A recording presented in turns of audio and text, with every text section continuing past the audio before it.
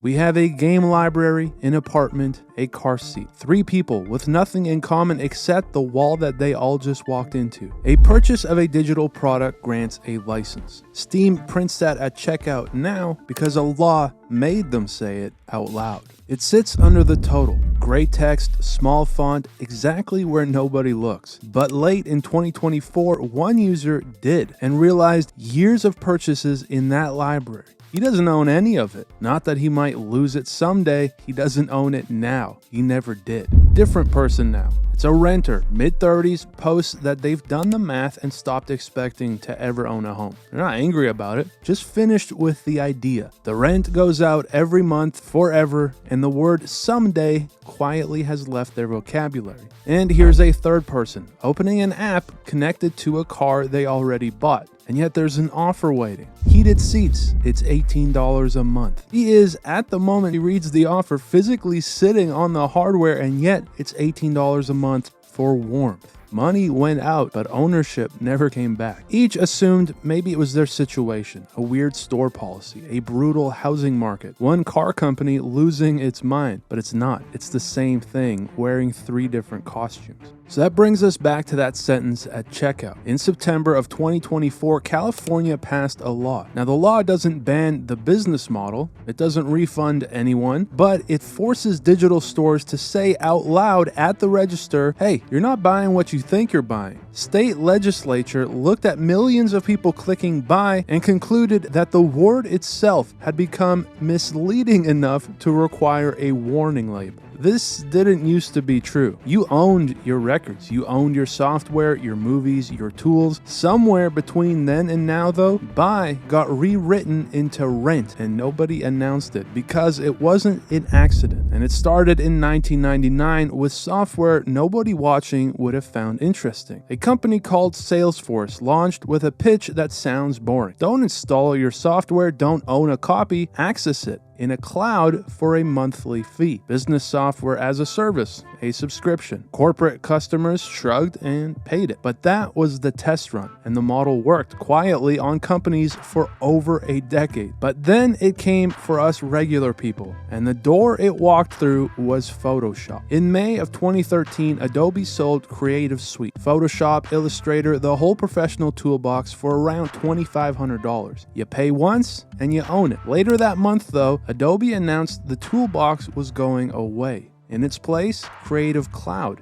a subscription starting at $50 a month. $2,500 once, $50 a month forever. Now, Adobe called it flexibility with continuous updates, but customers heard something else. The option to just buy Photoshop one time had been taken out back and shot. 50,000 of those people signed a petition called No Cloud, demanding perpetual licenses back. Adobe stock even dipped. So the No Cloud petition got 50,000 signatures and changed nothing. By 2015, the perpetual license was gone entirely, and then the numbers came in, and every executive in America looked at them at the same time. Adobe's revenue in 2013, around $4 billion. By 2022, $15.7 billion. Nearly quadrupled. The same core products sold to many of the same people, the difference being these people now pay every month for the rest of their working lives. That chart is the reason your music is a subscription. It's the reason your movies are a subscription. Once that line went up and to the right, no board of directors on earth was going to vote to sell it once. But here's the part that should have stopped it and didn't. When you buy a book, the law protects you. That's a rule in American copyright law, the first sale doctrine that says once you buy a copy of something, it's yours. You can resell it, lend it, burn it in the backyard. The publisher's opinion stops mattering at the register. So why doesn't that apply to your games, your movies, your software? Because of one word swapped in the paperwork. Companies stopped selling copies and started granting licenses. A license isn't a sale, it's permission, limited, conditional, and revocable, as set out by the terms of service you agreed to without reading, like everyone else. No law was broken, and that's the thing to hold on to. No law was broken because transaction was quietly redefined until the old protections no longer described it. It was legal the whole time, which is somehow worse.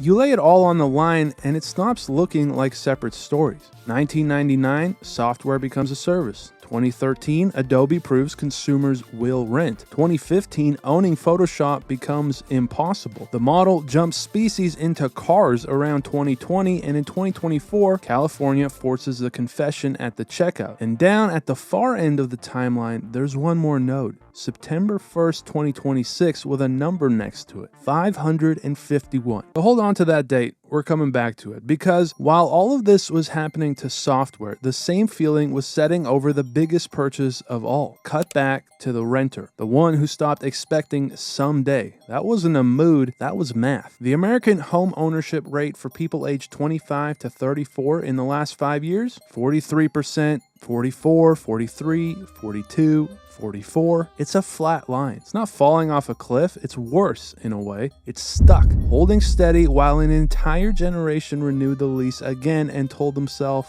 maybe next year. The renter didn't opt out of ownership. Ownership stopped being on the menu, and everyone adjusted so gradually it looked like a preference. And by the mid-2020s, the machine was complete and legal. Pay monthly, own nothing, agree to terms. Then it looked around for what was left, and it found your car, your couch, your handbag. That driver from the beginning, the one sitting on his own seating coils, did what most people did with that offer. Read it twice, made sure it wasn't a joke, and told the internet. And the internet responded as one. And for about 3 years, BMW held the line. But then, September 2023, they pulled the program. A board member explained the problem with corporate precision. People feel that they paid double. Yeah. You don't say. Which sounds like a happy ending until you notice what actually died. The heated seat subscription died, but the idea did not. Mercedes sells an electric sedan in Germany with rear-wheel steering. The hardware turns the wheels up to 10 degrees. Out of the factory, the software allows less, unless you subscribe. 489 euros a year to let your car turn the way it already can. The steering isn't the product, the permission is. And unlike the seats, this one is still on sale. Once you see that shape, you own the object, rent the function,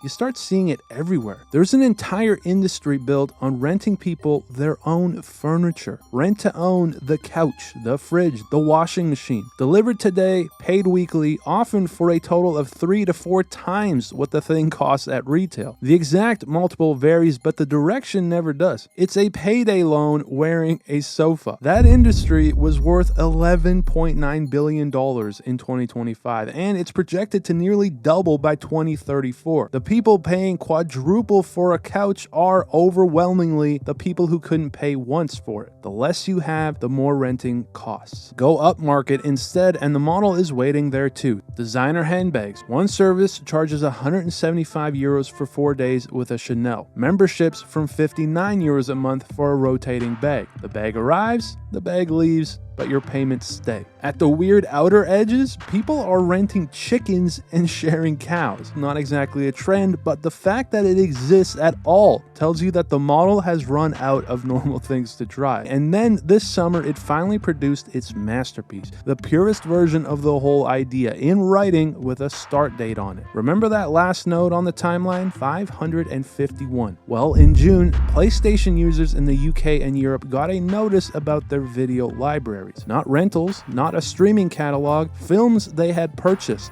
clicked buy, paid full price, filed under My Videos. Terminator 2, Paddington, 551 titles, and on September 1st, 2026, all of them got deleted. The licensing deal behind them expired and no refunds were mentioned. Nobody's wiping game libraries on a whim, but that's exactly the point. This is a system working as designed, disclosed and legal. 551 movies you bought have an expiration date, and it's already on the calendar. Here's the uncomfortable part. The model doesn't survive because it's hidden, it survives because reading the terms costs more attention than the thing costs money. And everyone, including you, keeps making that trade. Nobody stole ownership from you. It was traded away one click at a time. For convenience, for instant delivery, for $50 a month instead of $2,500 up front. And every trade was disclosed somewhere in text that you agreed to. You didn't lose ownership, you just clicked past it. They sold you convenience and handed you permanent subscriptions, and the receipt was there the whole time. It's been at the bottom of the checkout screen since 2024. That gray text, small font.